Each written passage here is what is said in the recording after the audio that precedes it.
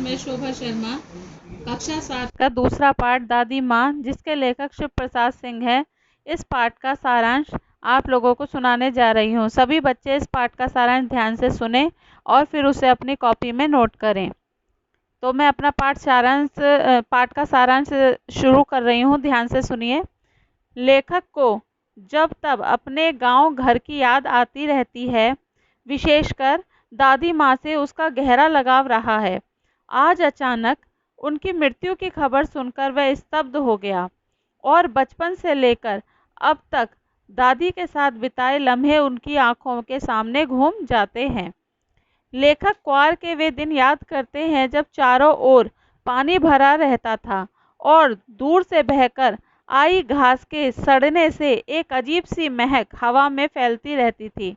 इसी मौसम में झाग वाले पानी से भरे तालाब में कूदकर नहाना बच्चों को अच्छा लगता था।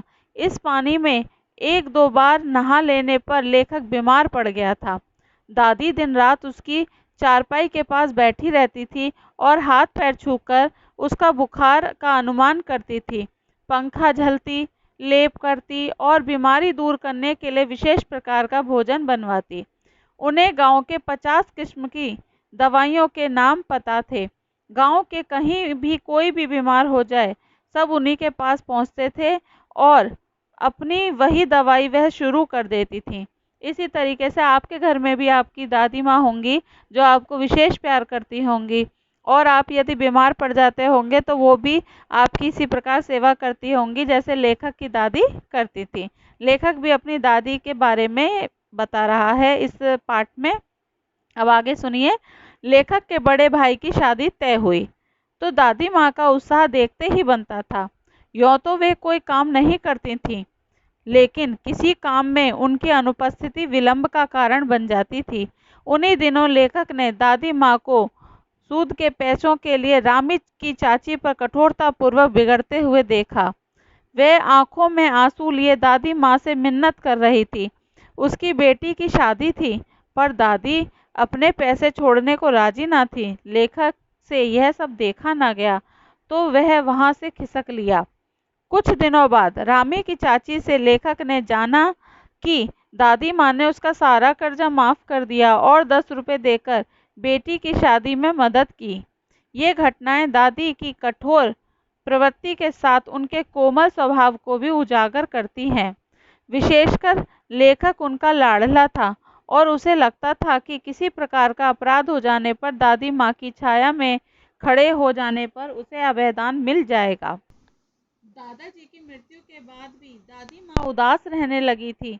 धोखेबाज शुभचिंतकों की वजह से भी वह परेशानी काफ़ी बढ़ गई थी।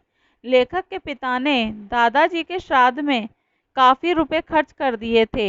एक शाम माँ की कड़ाके की ठंड में नहाकर गीली धोती पहने दादी माँ संदूक पर दिया जलाए और हाथ जोड़े खड़ी थीं। उनकी आंखों में आंसू देखकर लेखक से रहा नहीं गया। उन्होंने दादी से रोने का कारण पूछा। दादी माँ मुस्कुराते हुए उन्हें प्यार से खींचकर रसोई में खाना खिलाने ले गईं।